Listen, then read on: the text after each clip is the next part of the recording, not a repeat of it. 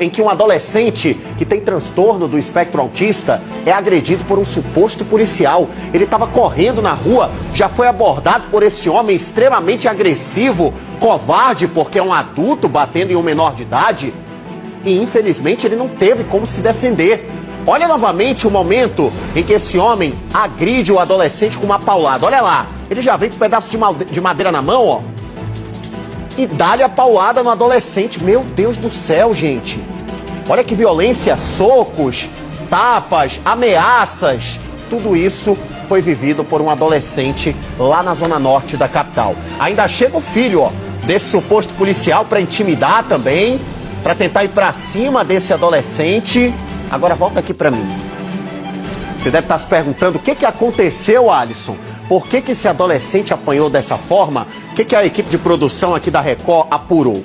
De acordo com informações de vizinhos, dos próprios familiares desse adolescente, algumas crianças que estudam na mesma escola que o adolescente estavam chutando o portão desse suposto policial e aí saíam correndo. Todos os dias essas crianças faziam isso. O suposto policial, já cansado, revoltado com essa situação, decidiu armar uma espécie de emboscada. Ele ficou ali, ó, no cantinho da rua, abaixado, esperando os jovens passarem correndo. Só que esse adolescente parece que não tinha nada a ver com a situação, só estava no lugar errado, na hora errada. Vem comigo pro telão da audiência mais uma vez. Débora Christie tá por dentro de todos os detalhes dessa história e vai esclarecer tudo pra gente. Oi, Débora, boa tarde, tô contigo, bom trabalho. As imagens, Alisson, da câmera de segurança da residência de um vizinho que mora aqui no bairro Colônia Terra Nova, zona norte de Manaus, registrou toda a ação desse criminoso que agrediu esse estudante de 14 anos de idade. O que aconteceu? Era por volta das 11 horas da manhã. A vítima estava saindo da escola em direção ao caminho de casa, quando dois amigos que estavam com ele acompanhando foram na frente da residência da casa desse ex-militar, tacou uma pedra e logo em seguida correu. No meio de toda essa situação, quando esse ex-militar saiu da casa para ver, ele viu apenas essa vítima de 14 anos passando e ele viu a farda, porque os três estudam na mesma escola. Só que ele associou que esse jovem de 14 anos, ele teria jogado a pedra também, mas ele não tinha nada a ver. Ele só estava passando ali no momento errado, quando ele foi abordado por esse ex-militar.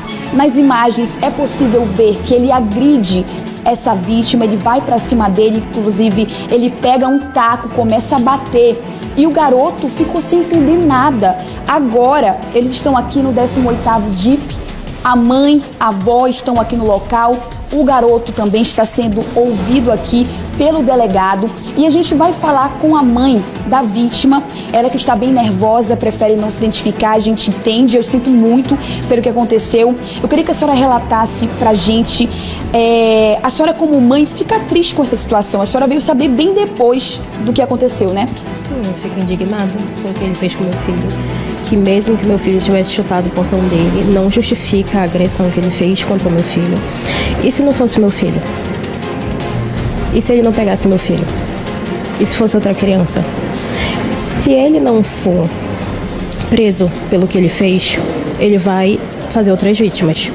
E o seu filho, ele falou com a nossa equipe, inclusive, Alisson, e ele relatou que esse homem ainda queria pegar ele, levar ele para dentro da casa dele e ele enforcou o seu filho. Sim, ele enforcou o meu filho com o braço dele, na parede do lado do portão dele.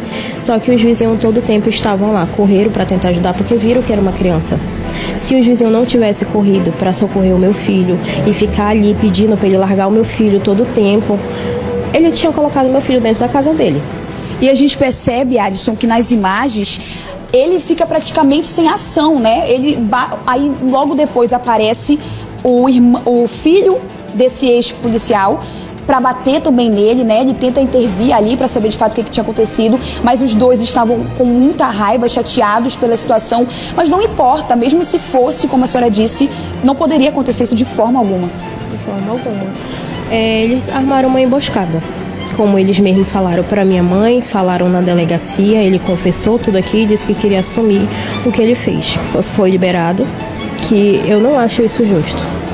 Inclusive o seu filho só foi salvo porque na hora passou uma cobradora na rua e viu que ele estava apanhando desses criminosos, né? E que ele é uma criança autista. E o filho dela também é autista e tem as mesmas características que o seu filho tem. Então, foi quando ela percebeu, detectou que algo estava errado e ela foi lá proteger o seu filho.